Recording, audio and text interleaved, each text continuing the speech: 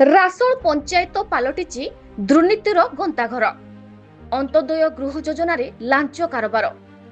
ଅସହାୟ ବିଧବା ଅନ୍ତୋଦୟ ହିତାଧିକାରୀଙ୍କ ଠାରୁ ନେଲେ 20,000 ଟଙ୍କା।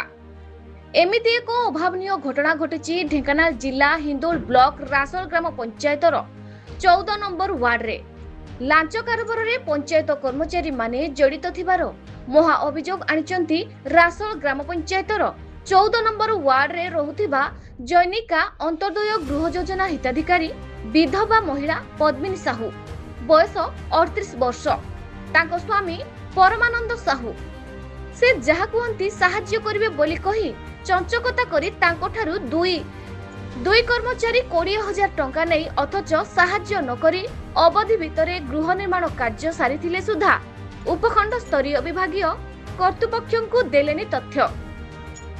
ଫଳରେ ସ୍ୱରୂପ ହିତାଧିକାରୀ ବିଧବା ମହିଳା ସରକାରଙ୍କ ତରଫରୁ ମିଳିଥିବା ଅତିରିକ୍ତ ସହାୟତା ରାଶି ଓ ଶ୍ରମିକ ବାବଦ ଖର୍ଚ୍ଚ ପାଇବାରୁ ହେଲେ ବଞ୍ଚିତ।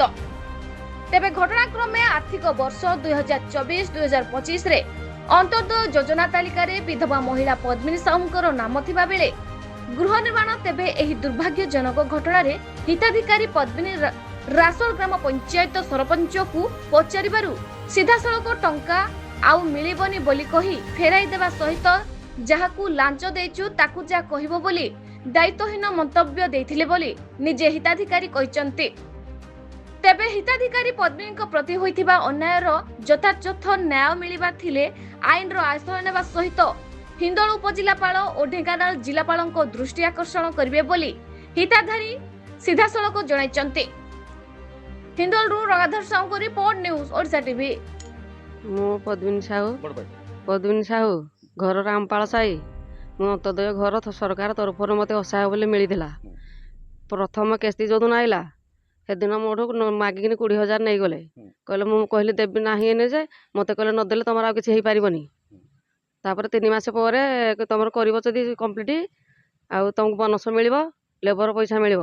ମୁଁ 3 ମାସ ନ ହେବା ପୂର୍ବରୁ ମୁଁ କମ୍ପ୍ଲିଟ୍ କଲି। ମୋର ଫଟୋ ଉଠେଇକିନି ସବୁ ନେଲେ, ଆଉ ବ୍ଲକକୁ ଛାଡ଼ିଲେନି। ମୁଁ ଯେତେବେଳେ ବ୍ଲକ ଯାଏ 6 ମାସ ହେଇଗଲାଣି, ମୋତେ କହିଲେ ତୁମର ଆଉ କିଛି ହେଇପାରିବନି। ଆଉ ମୁଁ କେମିତି କରିବି? ମୋର ବ୍ୟବସ୍ଥା କରନ୍ତୁ।